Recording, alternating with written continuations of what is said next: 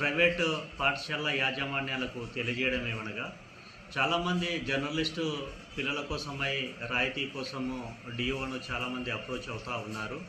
మరి వారి కోరిక మేరకు మనం కూడా ఫీజు కన్సెషన్ కోసమై రిక్వెస్ట్ లెటర్లు అనేటువంటివి మేనేజ్మెంట్స్కి మనం ఇస్తూ ఉన్నాము.